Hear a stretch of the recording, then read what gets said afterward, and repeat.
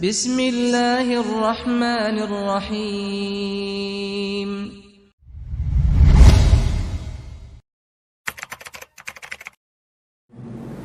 Assalamualaikum warahmatullahi wabarakatuh.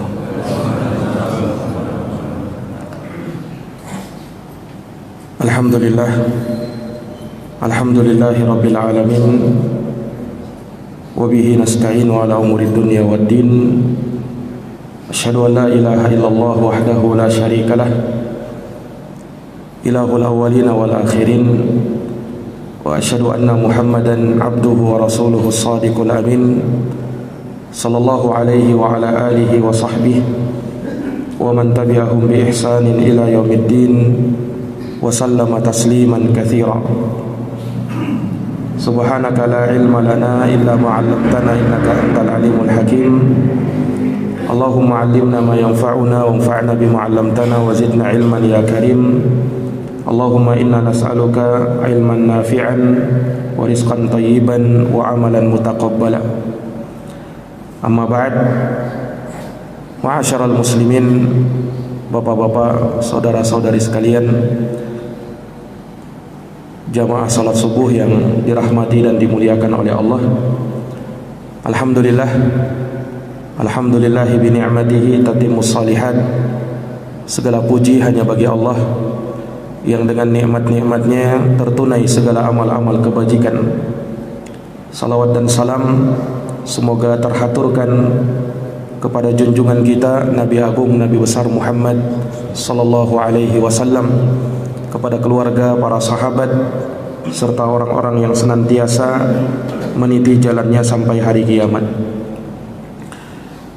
Kaum muslimin jamaah Masjid Al-Ijtihad yang dirahmati oleh Allah, pada subuh hari yang berbahagia ini, alhamdulillah, Allah subhanahu wa ta'ala memberikan taufik kepada kita untuk bisa menegakkan ibadah kepadanya. Kemudian kita duduk sejenak untuk mendengarkan qala Allah wa qala Rasul, tentu dengan harapan semoga semua ini bisa menambah iman dan ketakwaan kita kepada Allah subhanahu wa ta'ala. Pembahasan kita pada subuh hari ini masih dalam kajian hadits-hadits Rasulullah sallallahu alaihi wasallam yang tertuang dalam kitab Bahjatul Qulubil Abrar. Hadis yang selanjutnya diterima dari sahabat Abu Hurairah radhiyallahu taala anhu. An Abi Hurairah radhiyallahu anhu qala qala Rasulullah sallallahu alaihi wasallam. Dari Abu Hurairah Abdurrahman bin Sakhar Ad-Dawsi radhiyallahu anhu, beliau berkata, Rasulullah sallallahu alaihi wasallam bersabda, "Qul huwallahu ahad ta'dilu thulutsal Qur'an." Rawahu Muslim. Qul huwallahu ahad, surat ini ta'dilu thulutsal Qur'an, dia menyamai sepertiga Al-Quran. Rawahu Muslim, hadits ini diriwayatkan oleh Imam Muslim. Iya, hadisnya ringkas, bersumber dari sahabat Abu Hurairah, dan Abu Hurairah sudah pernah kita sebutkan biografi singkat beliau. Seorang sahabat yang paling banyak meriwayatkan hadis dari Nabi sallallahu alaihi wasallam, termasuk di dalamnya hadis yang kita bacakan ini. Qul huwallahu ahad ta'dilu thulutsal Qur'an. Qul huwallahu ahad menyamai sepertiga Al-Quran. Ini hadis bercerita tentang kemuliaan dan keutamaan satu surat di dalam Al-Quran, yang kalau kita lihat dalam urutan mushaf Al-Quran, dia urutan ke 112, Suratul Ikhlas. Dan dia terbilang surat pendek, surat yang mungkin sering kita jadikan andalan dalam bacaan salat sunnah kita. Hanya terdiri dari 3 ayat ringkas, dan semua dari kita sudah hafal. Tetapi bersamaan dengan ringkasnya surat ini, pendeknya surat ini, tapi keutamaannya itu sebanding dengan sepertiga Al-Quran. Ini luar biasanya surat ini. Dan tidak ada yang semisal ini di dalam surat-surat Al-Quran kecuali surat Al-Ikhlas saja, menyamai sepertiga Al-Quran. Para jamaah yang dirahmati dan dimuliakan oleh Allah, kenapa surat Al-Ikhlas sampai menyamai sepertiga Al-Quran? Dijelaskan oleh para ulama. Kata mereka, sebab Quran itu globalnya itu terbagi 3. Yang pertama, Quran itu berisi tentang penjelasan tauhid, akidah, keimanan, kepercayaan kita kepada Allah Subhanahu wa taala dan terhadap rukun-rukun iman yang lainnya. Ini pembahasan Al-Quran. Itu sepertiga pertama. Yang kedua, Quran juga berisi tentang ahkamus syariah, hukum-hukum syariat, penjelasan tentang halal dan haram juga dijelaskan dalam Quran itu. Dan yang ketiga, Quran berisi tentang al-qisas, kisah-kisah, bercerita tentang umat terdahulu, bagaimana kisah para nabi dan para rasul. Ini jamaah sekalian. Jadi kalau kita baca Quran dari awal sampai akhir, tidak lepas dari 3 ini. Imma berbicara tentang tauhid, atau hukum syariat, atau bercerita tentang kisah-kisah umat terdahulu. Inilah isi Quran. Nah, Qul huwallahu ahad dikatakan sepertiga Quran. Kenapa? Karena dia mewakili sepertiga dari isi Quran itu, yang berbicara tentang tauhid. Lihat surat Qul huwallahu ahad. Itu semuanya berbicara tentang tauhid. Dan itulah sepertiganya Quran. Maka tidak salah ketika Nabi bersabda, Qul huwallahu ahad ta'dilu thulutsal Quran. Qul huwallahu ahad, surat ini menyamai sepertiga Al-Quran. Ini para jamaah sekalian yang dirahmati dan dimuliakan oleh Allah.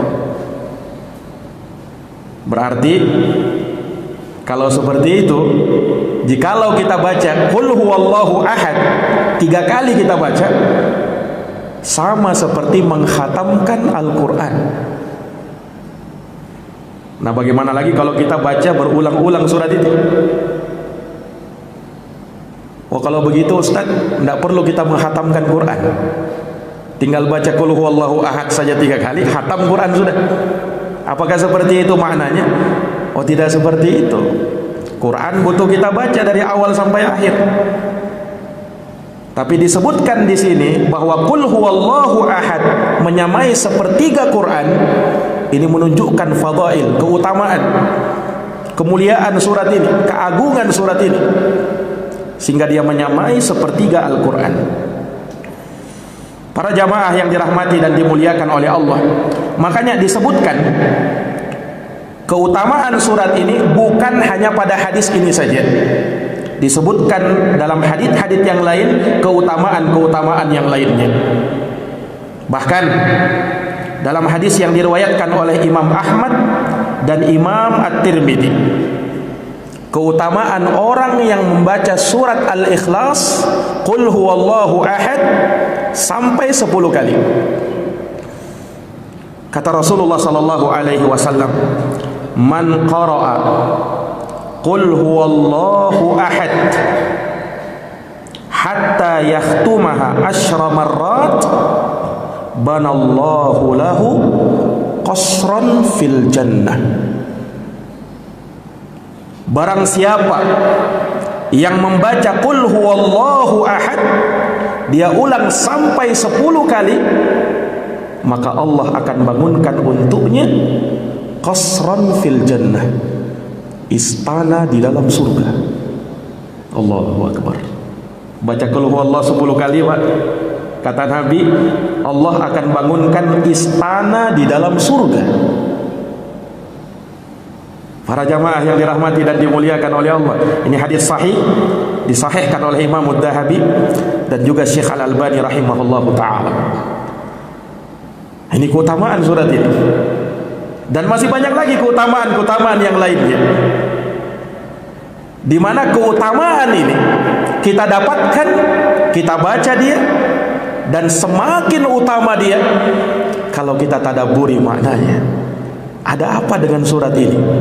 Kenapa sampai seperti itu kemuliaannya? Ringkas dia, tetapi tidak main-main keutamaannya itu. Para jamaah yang dirahmati dan dimuliakan oleh Allah Subhanahu wa ta'ala, surat ini dinamakan dengan Suratul Ikhlas. Biasanya kan surat itu, Pak,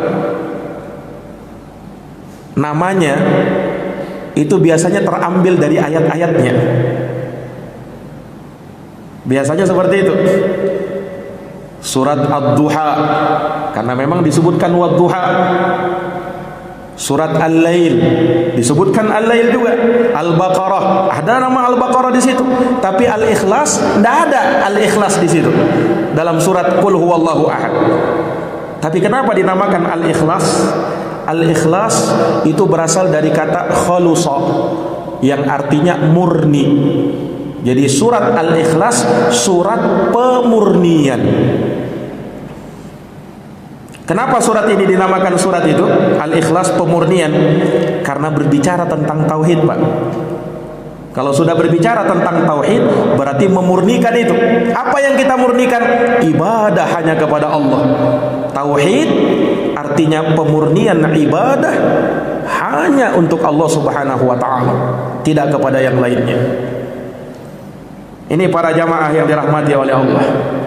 Maka sesuai dengan namanya dan sesuai dengan isinya, memang berbicara tentang tauhid. Qul huwallahu ahad, Allahus samad, lam yalid wa lam yulad wa lam yakul lahu kufuwan ahad. Para jamaah yang dirahmati oleh Allah, kita tadabburi surat yang agung ini pelan-pelan. Qul huwallahu ahad. Qul, katakanlah. Hati-hati itu dengan qaf itu. Qul, katakanlah. Kalau kita baca kun, makanlah. Bahasa Arab itu, Pak, beda hurufnya, beda juga artinya itu. Sekilas kita dengar sama, tapi beda. Qul, katakanlah, dengan huruf qaf. Apa maknanya qul? Qul ini katakanlah litanbih, kata para ulama. Tanbih itu apa? Untuk membuat orang fokus perhatian. Fokus kan? Jadi perhatian orang. Itu tanbih namanya itu.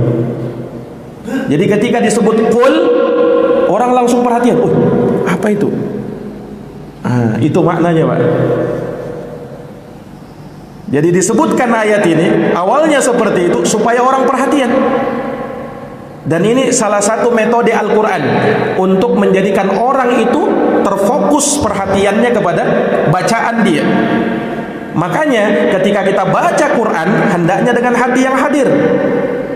Karena betapa banyak Quran itu awalnya seperti itu, untuk memberikan tanbih kepada orang supaya orang fokus perhatian. Sehingga jangan sampai Quran itu kau baca sekedar baca, dalam keadaan kau tak tahu apa artinya, apa maknanya. Ini sudah diingatkan, qul, katakan. Dan dari sini juga, surat ini bersama dengan dua surat setelahnya dinamakan, disebut oleh orang surat 3 qul. Qul huwallahu ahad, qul a'udzu birabbil falaq, qul a'udzu birabbin nas. Karena semuanya diawali dengan qul, litanbih itu. Ini para hadirin yang dirahmati dan dimuliakan oleh Allah. Qul huwallahu ahad. katakanlah, huwallahu, dialah Allah, ahad, yang maha esa, dialah yang maha tunggal. Allah subhanahu wa ta'ala disifatkan dengan keesaan. Apanya yang esa? Dalam 4 hal. Esa zatnya, esa rububiyahnya, esa uluhiyahnya, esa dalam nama-nama dan sifatnya. Jadi kita tunggalkan Allah, kita esakan Allah dalam 4 hal ini. Dalam zatnya, Allah subhanahu wa ta'ala maha tunggal. Innallaha witrun yuhibbul witr. Allah itu adalah zat yang maha tunggal, dan Allah suka dengan angka-angka yang tunggal. Dalam hadis sahih dari Nabi sallallahu alaihi wasallam.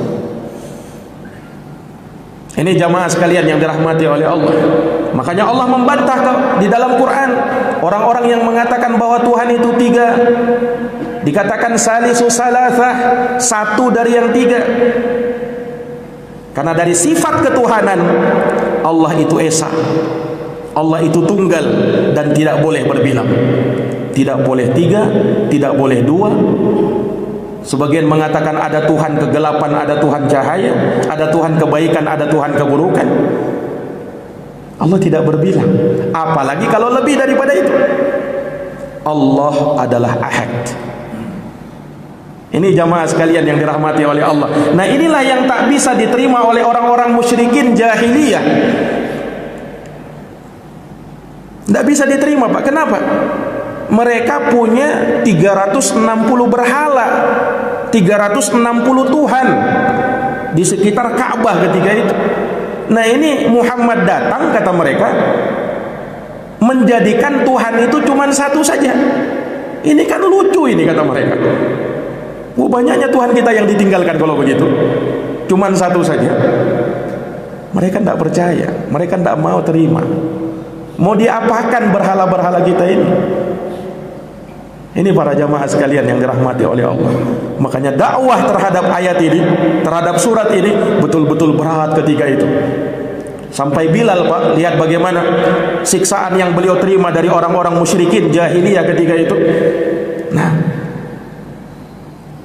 Bilal disuruh kafir lagi, disuruh murtad lagi dari agamanya, sampai ditindis oleh batu yang sangat besar, dijemur Bilal.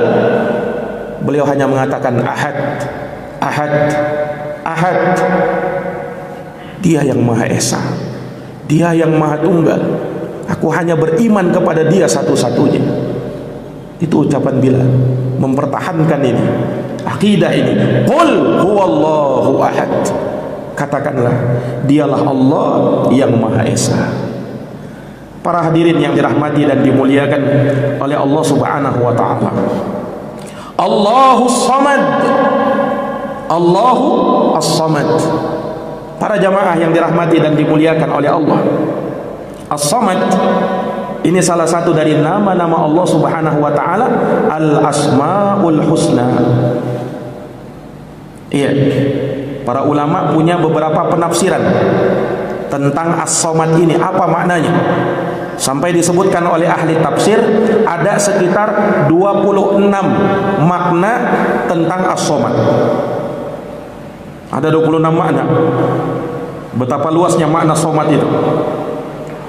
Allahus Samad, Allah adalah As-Samad. Apa maknanya As-Samad? Kesimpulannya, kata para ulama, bahwa As-Samad dari maknanya bahwa Allah subhanahu wa ta'ala adalah zat yang memiliki kesempurnaan dalam nama-nama dan sifatnya. Itu As-Samad. Allah adalah zat yang memiliki kesempurnaan dalam nama-nama dan sifat-sifatnya, yang mana seluruh makhluk mengadukan hajatnya kepadanya, yang mana seluruh makhluk itu butuh kepadanya, sementara Allah tidak butuh kepada makhluk.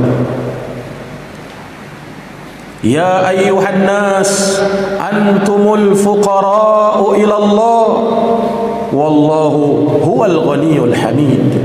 Wahai sekalian manusia, kalian itu fakir kepada Allah. Dan Allah Subhanahu wa taala adalah zat yang maha kaya lagi maha terpuji.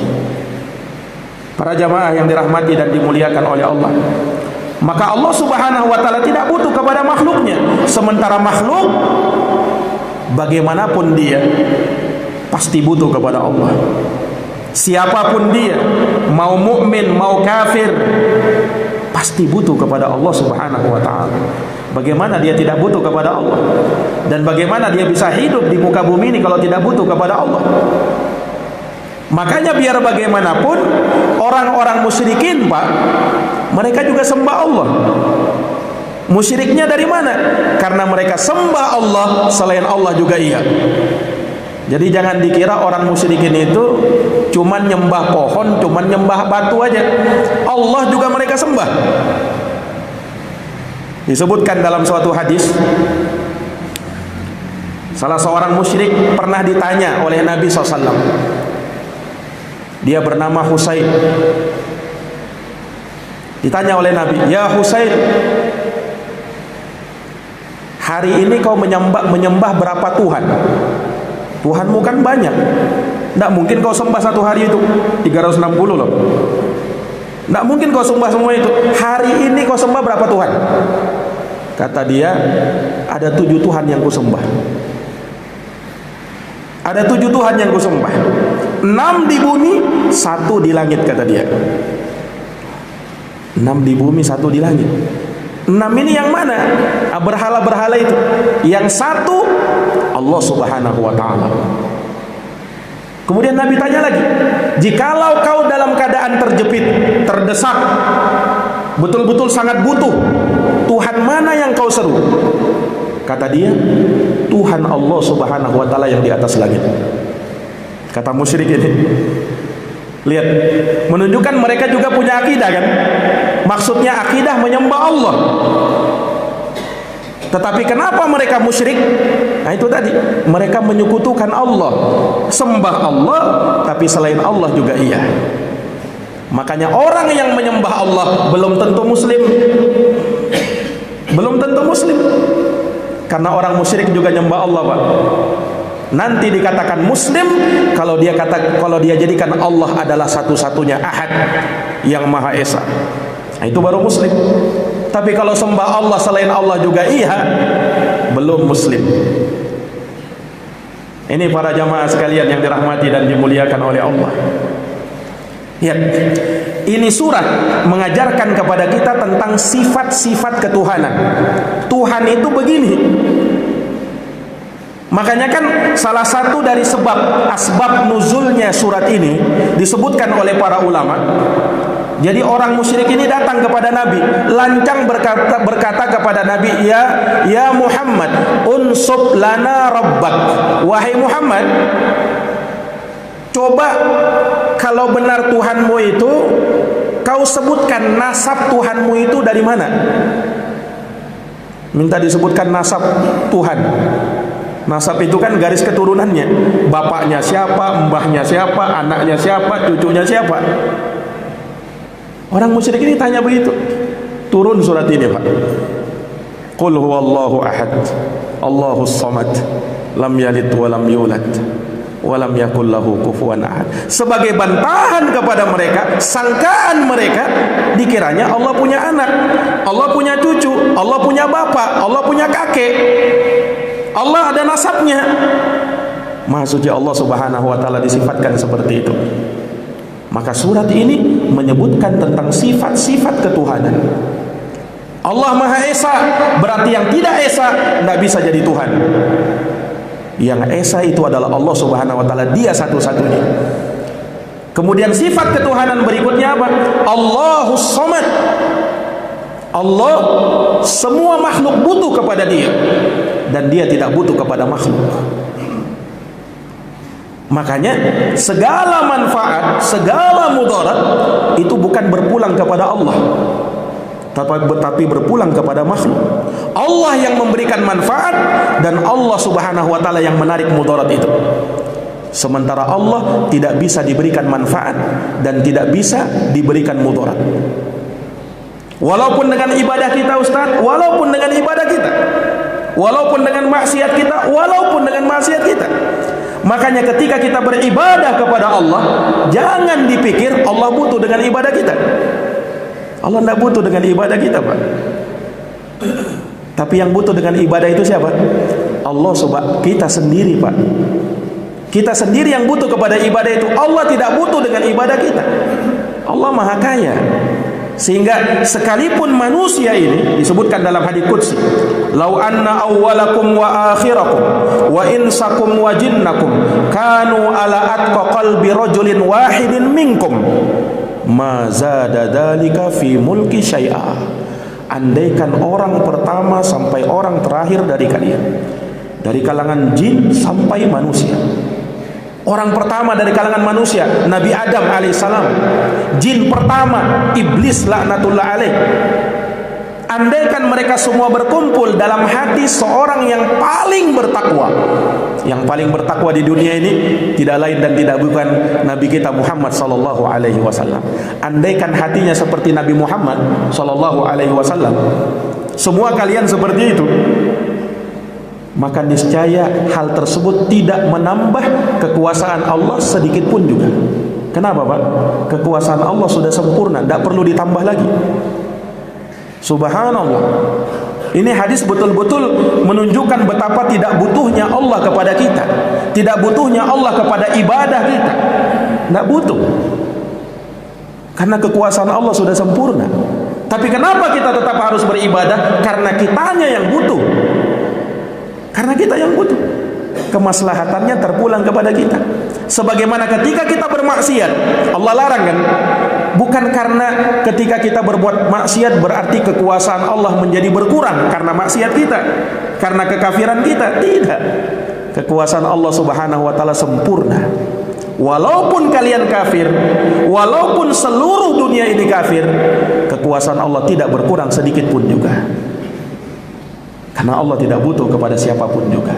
Ini jamaah sekalian, ini sifat ketuhanan berikutnya, bahwa Tuhan itu Allah subhanahu wa ta'ala zat yang sama sekali tidak butuh kepada makhluknya. Berarti kalau ada yang masih butuh kepada makhluknya, maka dia tidak akan bisa menjadi Tuhan. Ini para jamaah yang dirahmati dan dimuliakan oleh Allah subhanahu wa ta'ala. Qul huwallahu ahad, Allahus samad. Lihat, Allah subhanahu wa ta'ala kita esakan dalam zatnya, kemudian dalam rububiyahnya. Dalam rububiyah Allah sebagai Rabb. Rabb itu dalam bahasa Arab kalau kita terjemah Tuhan. Tetapi secara bahasa Rabb itu tidak keluar dari tiga makna: Al-Khaliq, Al-Malik, Al-Mudabbir. Maha pencipta, maha penguasa, dan maha pengatur. Jadi kalau dikatakan Rabb dia, maka dialah pencipta, dialah penguasa, dialah pengatur seluruh alam semesta. Allah subhanahu wa ta'ala diesakan dalam hal tersebut. Nah, Allah satu-satunya pencipta, Allah satu-satunya penguasa, Allah satu-satunya pengatur alam semesta. Kapan ada yang berkeyakinan ada penguasa lain selain Allah? Ini yang menguasai laut ini, naam, adalah yang ini. Yang menguasai gunung ini adalah jin ini. Yang menguasai tempat ini adalah ini dan itu. Ini berbuat syirik kepada Allah dalam rububiyahnya. Ini belum menyembah ya, baru berkeyakinan, bisa menjadikan orang musyrik kepada Allah subhanahu wa ta'ala. Sebab apa? Dia tidak mengesahkan Allah dalam rububiyahnya. Allah satu-satunya pencipta, Allah satu-satunya penguasa, Allah satu-satunya pengatur alam semesta. Kemudian esa lagi dalam apa? Dalam uluhiyahnya. Allah subhanahu wa ta'ala diesakan dalam uluhiyahnya, yakni Allah subhanahu wa ta'ala satu-satunya zat yang diibadahi, yang mana penghambaan hanya diserahkan kepada Allah, tidak kepada selain Allah, tidak kepada selain Allah subhanahu wa ta'ala. Ini para jamaah yang dirahmati dan dimuliakan oleh Allah. Dan ibadah itu luas, bukan hanya terbatas pada 5 rukun Islam, Tapi semua yang dicintai dan diridhoi oleh Allah, baik dari ucapan, perbuatan dan hati, maka itu ibadah. Dan kalau dia ibadah, serahkan hanya kepada Allah. Maka disitulah kita mengesahkan Allah dalam ibadah. Kemudian dalam nama-nama dan sifat Allah, Allah esa dalam nama-namanya, dalam sifat-sifatnya. Allah punya nama-nama dan sifat yang tidak serupa dengan makhluk. Dasarnya firman Allah, laisa kamitslihi syai' wa huwas samiul basir. Tidak ada satupun yang serupa dengan Allah. Tidak ada satupun yang serupa dengan Dia. Tidak boleh Allah diserupakan dengan makhluknya. Allah punya sifat, makhluk juga punya sifat. Misalnya Allah As-Sami' Al-Basir. Allah Maha mendengar, Allah Maha melihat. Makhluk juga disifatkan begitu kan, mendengar dan melihat. Tetapi beda pendengaran makhluk dengan pendengaran Allah. Pendengaran makhluk serba terbatas, pendengaran Allah Subhanahu wa taala tak terbatas. Allah Maha melihat, makhluk juga melihat. Tetapi penglihatannya Allah Subhanahu wa taala adalah penglihatan yang mencakup segala sesuatu, melingkup segala sesuatu. Tidak ada yang samar bagi Allah Subhanahu wa taala, walaupun tersembunyi dalam tempat yang betul-betul rapat, ya, dibenamkan dalam bumi, dalam kejauhan, dalam tingkat kejauhan yang sangat jauh. Allah melihatnya. Makhluk melihat, ya, tetapi penglihatannya serba terbatas. Ini para jamaah yang dirahmati dan dimuliakan oleh Allah. Maka kita tetapkan sifat bagi Allah sesuai dengan kebesaran dan keagungannya. Tidak boleh kita serupakan dengan makhluk. Apalagi meyakini bahwa ada makhluk punya sifat dengan sifat-sifat yang dimiliki oleh Allah Subhanahu wa taala. Ini syirik. Misalnya Allah Subhanahu wa taala satu-satunya zat yang maha mengetahui perkara yang gaib. Kunci-kunci yang gaib ada di tangan Allah. Wa indahu mafatihul ghaib la ya'lamuha illahu. Di sisi Allah kunci-kunci yang gaib tidak ada yang tahu kecuali hanya Allah. Qul la ya'lamu man fis samawati wal ardil ghaiba illallah. Katakan wahai Muhammad, tak satu pun baik yang di langit maupun yang di bumi yang tahu perkara gaib kecuali hanya Allah. Jadi perkara gaib, ilmu khusus milik Allah. Kapan kita meyakini ada orang yang tahu perkara gaib selain Allah, berarti telah menduakan Allah dalam sifatnya itu. Hanya Allah Pak yang tahu perkara gaib, yang lainnya tidak tahu. Yang lainnya hanya menerka-nerka, sok tahu, ingin tahu perkara gaib itu, dan Allah tidak tampakkan yang gaib itu kepada siapapun juga. Illa man irtada mir rasul, kecuali siapa yang Allah ridhoi dari kalangan para rasul. Itu pun setelah ditampakkan itu. Makanya Nabi kadang bisa mengabarkan perkara-perkara yang akan datang. Terkait dengan hari kiamat, Nabi kabarkan, dia kan? Itu yang terjadi akan datang. Kenapa bisa Nabi kabarkan? Karena diberitahu oleh Allah Subhanahu wa taala. Bukan dasarnya karena Nabi tahu perkara gaib. Asalnya beliau pun tak tahu perkara gaib. Makanya disebut dalam Quran, walau kuntu a'lamul ghaib, kata Nabi, andaikan aku tahu perkara gaib, lastaksartu minal khair, niscaya aku akan perbanyak melakukan kebaikan. Wa ma massaniyasu, dan aku tidak ditimpa kejelekan. Tapi aku tidak tahu perkara gaib. Nanti setelah Allah beritahu, baru aku tahu. Ini para jamaah yang dirahmati oleh Allah Subhanahu wa taala. Ini akidah. Dan kita mengesahkan Allah Subhanahu wa taala dalam hal itu. Bukan hanya kita esahkan Allah dalam zatnya. Para jamaah yang dirahmati dan dimuliakan oleh Allah Subhanahu wa taala. Qul huwallahu ahad. Katakanlah dialah Allah yang Maha Esa. Allahus Samad. Allah adalah tempat kita bergantung, yang kita gantungkan seluruh harapan. Kita butuh kepada Dia, sementara Dia tidak butuh kepada kita. Lam yalid wa lam yulad. Dia tidak beranak dan tidak diperanakkan. Maksudnya Dia tidak punya anak dan tidak punya bapak, tidak punya orang tua. Ini sifat ketuhanan berikutnya. Ini sifat ketuhanan berikutnya. Sehingga kalau ada yang mengatakan Allah punya anak, Allah punya orang tua, ini sifat kekurangan. Makhluk, sempurnanya makhluk, dia punya anak, dia punya orang tua, itu sempurnanya mereka. Tapi sempurnanya Allah Subhanahu wa taala, Tuhan pencipta alam semesta, tidak boleh punya anak, tidak boleh punya orang tua. Allah Maha berdiri sendiri. Lam yalid wa lam yulad. Ini sebagai bantahan kepada orang-orang yang mengatakan Allah Subhanahu wa taala mengambil seorang anak. Yahudi mengatakan Uzairun ibnullah, Uzair itu putranya Allah. Orang-orang Nasara mengatakan Al-Masih ibnullah, Al-Masih adalah putranya Allah. Orang musyrikin mengatakan malaikat banatullah, anak-anak perempuannya Allah. Makanya seringkali Pak digambarkan malaikat itu ya sebagai wujud perempuan. Itu akidahnya orang-orang musyrikin itu. Mereka beranggapan malaikat itu banatullah, anak-anak perempuannya Allah, kata mereka. Allah bantah dalam ayat ini. Dan dalam banyak ayat Allah Subhanahu wa taala peringatkan. Seperti misalnya dalam surat Maryam, di akhir surat Maryam, Allah Subhanahu wa taala membantah akidah ini. Wa qalu ittakhadar rahmanu walada. Mereka mengatakan bahwa Allah mengambil seorang anak. Laqad ji'tum syai'an idda.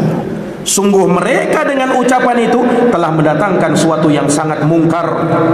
Lihat akibat dari ucapan itu. Takadus samawati yatafattarna minhu wa tanshaqqul ardu wa takhirrul jibalu hadda. Hampir-hampir langit terpecah, bumi terbelah, gunung roboh. Mendengarkan ucapan kesyirikan, katanya Allah punya anak. Tidak pantas Allah Subhanahu wa taala disifatkan seperti itu. Allah Subhanahu wa taala Tuhan yang Maha Esa. Dari sifat ketuhanan dia, dia tidak punya anak dan dia tidak punya orang tua, dan tidak boleh Tuhan seperti itu. Lam yalid wa lam yulad. Allah tidak beranak dan Allah tidak diperanakkan. Beda dengan akidahnya orang-orang musyrikin. Lihat keesaan Allah Subhanahu wa taala itu, Pak. Lam yalid wa lam yulad. Kemudian Allah tutup wa lam yakul lahu kufuwan ahad. Dan tidak ada seorang pun kufuwan ahad, yang sekufu. Sekufu ini sudah jadi bahasa kita juga. Yang sekufu dengan Allah. Maksudnya yang sekufu apa? Yang setara. Orang bilang kalau nikah itu yang sekufu ya, yang sekufu, setara. Nah, tidak ada seorang pun yang sekufu dengan Allah, yang setara dengan Allah Subhanahu wa taala. Tidak ada. Ini para jamaah yang dirahmati dan dimuliakan oleh Allah Subhanahu wa taala. Maka luar biasa, surat ini menyebutkan sifat-sifat ketuhanan. Inilah tauhid. Makanya tidak heran ketika surat ini dikatakan oleh Nabi sulusul Quran, sepertiganya Quran. Betapa agungnya dia, betapa mulianya dia di dalam menancapkan tauhid itu. Tidak ada surat yang seperti ini di dalam Quran kecuali surat Qul huwallahu ahad saja. Para jamaah yang dirahmati dan dimuliakan oleh Allah, lihat keutamaannya. Sepertiga Al-Quran, lihat keutamaannya. Dibaca 10 kali, dibangunkan istana di dalam surga. Dibangunkan istana di dalam surga. Bayangkan. Makanya ulang-ulang surat ini, Pak. Disebutkan ada salah seorang sahabat Nabi, ketika dia diutus oleh Nabi SAW dan dijadikan oleh Nabi sebagai komandan pasukan perang, maka dia yang menjadi imam ketika sholat. Anehnya sahabat ini, setiap kali dia baca surat di dalam Quran, pasti dia tutup dengan Qul huwallahu ahad. Sahabat yang lain pun merasa heran, loh kenapa begitu? Ditutupnya dengan Qul huwallahu ahad terus. Jadi satu rakaat, rakaat kedua begitu, rakaat ketiga begitu, rakaat keempat begitu. Dia tutup selalu dengan Qul huwallahu ahad. Jadi dia baca surat yang lain, tapi penutupnya Qul huwallahu ahad. Para sahabat yang lain pun mengadukan kepada Nabi, ya Rasul, komandan pasukanmu ini aneh. Kok setiap dia kali baca Quran, pasti dia tutup dengan Qul huwallahu ahad. Kata Nabi SAW, saluh, tanyakan kepada dia, mengapa dia melakukan seperti itu. Tanyakan dulu. Maka ditanyakanlah kepada dia, kenapa kau baca Qul huwallahu ahad setiap kali selesai bacakan bacaan Al-Quranmu? Kenapa selalu baca Qul huwallahu ahad dalam sholatmu? Kata sahabat ini, li'anna fiha sifatur rahman, karena di dalam surat itu terdapat sifat-sifat ketuhanan Allah Ar-Rahman. Wa ana uhibbu an aqra'aha, dan aku sangat cinta untuk membaca surat itu. Itu alasanku semata-mata. Aku suka baca dia, maknanya luar biasa ini surat. Maka diberitahukan kepada Nabi, ya Rasulullah, sahabatmu ini dia membaca itu karena dia cinta surat itu, maknanya sangat mulia katanya. Maka Nabi SAW langsung bersabda, akhbiruh, kabarkan kepada dia, annallaha ta'ala yuhibbuh, bahwa Allah Subhanahu wa ta'ala cinta kepada dia sebagaimana dia cinta kepada surat itu. Subhanallah. Ini para jamaah sekalian yang dirahmati oleh Allah. Jadi orang yang membaca surat ini, ya, sembari hadir hatinya dan dia tahu maknanya sangat mendalam, ya, keutamaannya, maka Allah Subhanahu wa ta'ala akan cinta kepada dirinya. Ini keutamaan, Pak. Ketika Allah cinta kepada seorang hamba, maka tidak ada lagi kesengsaraan yang akan menghampiri dirinya, sebab Allah mencintai dirinya. Para jamaah yang dirahmati dan dimuliakan oleh Allah Subhanahu wa ta'ala, disebutkan dalam hadis yang lain, ada salah seorang sahabat yang ketika membaca surat ini, ya, kemudian Rasulullah SAW tiba-tiba mengatakan wajabat. Dia baca surat ini, Rasul bersabda wajabat. Wajabat artinya telah pasti. Nabi ulang lagi, telah pasti. Sahabat yang mendengar itu heran, telah pasti apanya ya Rasul? Wajabat lahul jannah, pasti dia masuk surga. Sekedar baca? Tentu tidak. Dia baca, dia yakini, dia tadabburi, dia amalkan dalam kehidupan sehari-hari, maka pasti dia akan masuk surga, kata Nabi. Sebab syarat masuk surga harus ada tauhid. Harus ada tauhid. Itu kuncinya surga. Makanya la ilaha illallah sebagai kuncinya surga. Itulah kalimat tauhid, kalimat tauhid.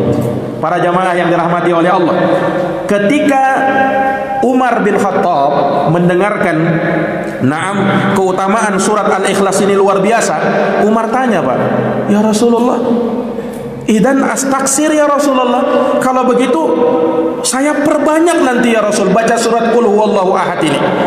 Kalau seperti itu keutamaannya, apa jawab Nabi? Wallahu aktsar wa atyab. Iya.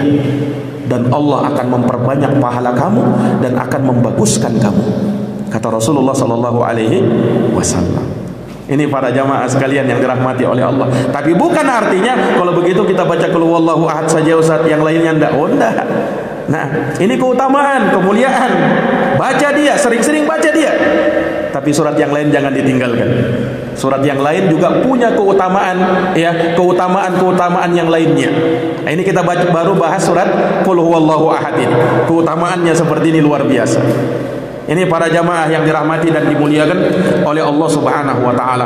Maka Allah Subhanahu wa taala, ya, di dalam surat yang agung ini menjelaskan kepada kita betapa Allah Subhanahu wa taala tidak butuh kepada makhluknya, dan bahwasanya Allah Subhanahu wa taala dibutuhkan oleh seluruh makhluknya, dan bahwasanya Allah Subhanahu wa taala adalah zat yang Maha Esa, dan keesaan Allah Subhanahu wa taala dalam zatnya, dalam uluhiyahnya, dalam rububiyahnya, dalam nama-nama dan sifatnya tidak boleh ada yang setanding dengan Allah. Ada salah seorang sahabat, Pak, datang kepada Nabi, kemudian berucap kepada Nabi, ya Rasulullah, masya Allahu wa syi'ta. Ya Rasulullah, ya masya Allah wa syi'ta, apa yang Allah kehendaki dan kamu kehendaki. Apa jawabnya Nabi? Lihat ucapan ini, Pak. Masya Allah wa syi'ta. Langsung kata Nabi, aja'altani lillahi niddan. Apakah kamu ingin menjadikan saya tandingan bagi Allah? Loh, ada apa dengan ucapan itu? Kenapa dengan ucapan itu? Dipermasalahkan apa itu ucapan? Ini kan sahabat mengucapkan apa tadi? Masya Allahu wa syi'ta. Artinya apa yang Allah kehendaki ya Rasulullah, dan kamu kehendaki ya Rasulullah. Langsung Nabi timpali seperti itu. Kamu ingin menjadikan saya tandingan bagi Allah? Jangan kau ucapkan begitu. Bal masya Allah wahdah. Bahkan hendaknya kau ucapkan masya Allah saja. Jangan kau ikut-ikutkan namaku. Lihat, Pak, Subhanallah. Ini bagaimana Rasulullah SAW menjaga apa? Kemurnian tauhid itu. Jangan sampai nanti di hari kemudian ada yang menyembah Muhammad, ada yang menyembah Rasulullah SAW. Itu yang dikhawatirkan oleh Nabi. Makanya beliau tutup rapat-rapat pintu kesyirikan itu dari sikap ghulu, berlebih-lebihan. Ada orang, Pak, sahabat Nabi SAW, ketika Nabi SAW lewat, mereka sedang duduk-duduk, Nabi lewat, mereka berdiri. Maka Rasulullah SAW menegur mereka. Kalian jangan seperti itu, kata Nabi.